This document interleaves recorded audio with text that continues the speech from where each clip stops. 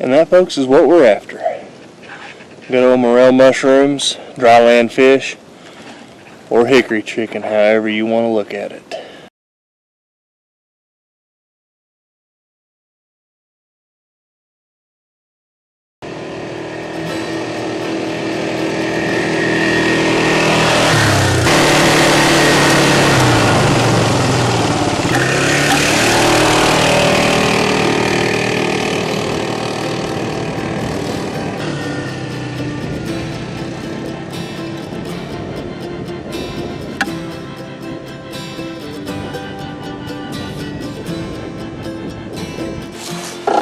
Hi guys, Andrew here with the Appalachian Outdoorsman, and took advantage of this beautiful Sunday afternoon that we've had. We had a little bit of a heat spell last couple days where I live at in Southwest Virginia, and it's about that time of year of where morel mushroom, dry land fish, however you want to call them, start sprouting out. So came up here Friday with the wife and my daughter since it was a warm day, and we decided to come up here and have my newborn daughter enjoy the outside and the warm and all that stuff since we've been cooped up all winter. And I decided to look for some mushrooms, and I found about 10 of them, and I went to the same patch. I left a few behind to see if they'd get any bigger. I think some of them have, and I'm gonna pick a few more, and then later on this week I'm gonna keep on looking in the same holler and other places on my property to look for some more, because hopefully we can have a big haul like we did last year.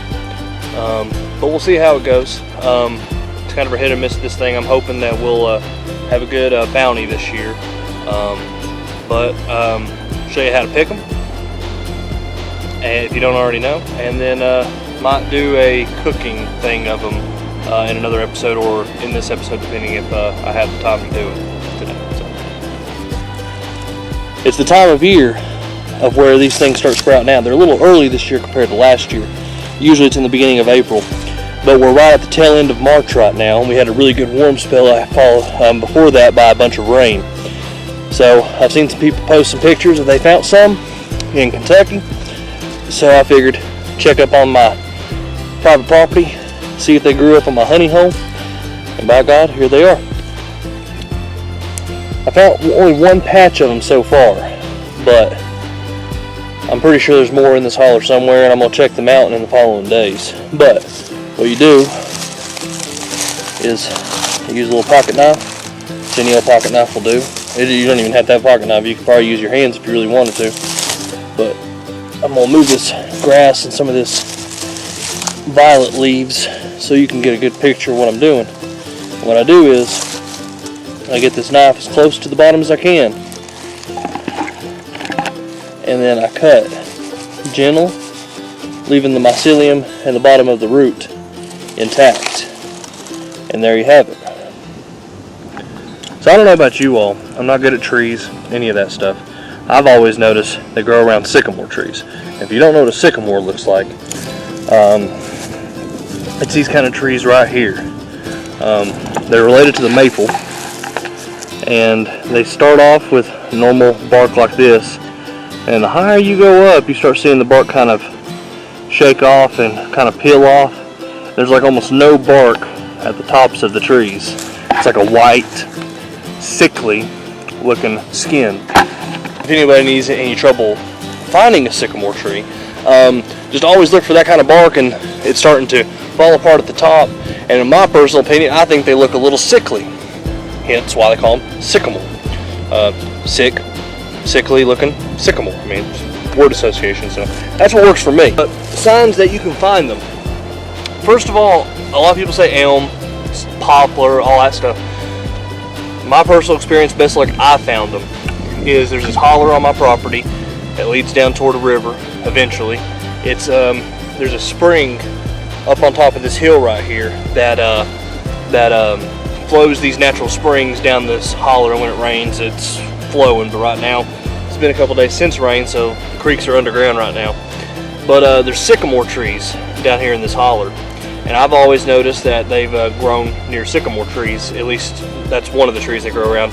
So it's easy to identify a sycamore tree. They look sickly, of course. Also, another good indicator is May apples. Now, if you don't know what May apples are, they're a little plant. They grow about that tall, about a foot and a half tall. And they have about 4 to 5 leaves. And I see some sprouting out right now, and I will actually show you a little cut of one. But I noticed they grow around them too. They grow around sycamores and May apples. Usually within 15 feet of a May apple, you may find a mushroom. So right now they're staying in these briar bushes, what I've been finding. And well, like I said, once you find one, your eyes open up and you just like register it, and you start seeing a bunch more. There's 2 behind me right now that I found earlier, and I'm gonna look for a couple more, and we'll see how that goes. So, if you don't know what May apple is, it is a old-timey medicinal plant. I don't mess with it because I think too much of it, or it is toxic. But there's something about it that it was registered as medicinal. But right here is a May apple. They just started sprouting up. They produce 5 leaves, like a star, when they're fully spored out, you know. And they'll grow to about that tall, you know, and they'll spread out and they'll produce like little nuts or little fruits underneath the leaves. And I've read some places that the nuts or the fruits are a medicinal quality, or they're edible. But I gotta do more research on them to be sure. And, you know, ironically, when I was talking about May apples being right in the midst of morel mushrooms, I just happened to found a morel mushroom, and you can't tell because of this grapevine right here, but I move it, and voila, it's right there. So, I'm going to pick this thing, so I can make sure to show you all that's right here. And there is a mushroom. So guys, I hope you enjoyed that episode about morel mushrooms. At least I told you everything to my knowledge on it. I'm not done picking them yet.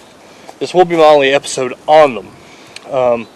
But check out the Instagram and Facebook and all that stuff, and we will show you more about, I'll show you more of my harvest, more or less. So subscribe, give me a like, hit the notifications if you do subscribe. Hope to catch y'all next episode. We're going to talk about another wild edible that grows at the same time of year and is a very healthy and very common and easily to pick wild edible that you can find in the mountains of Appalachia.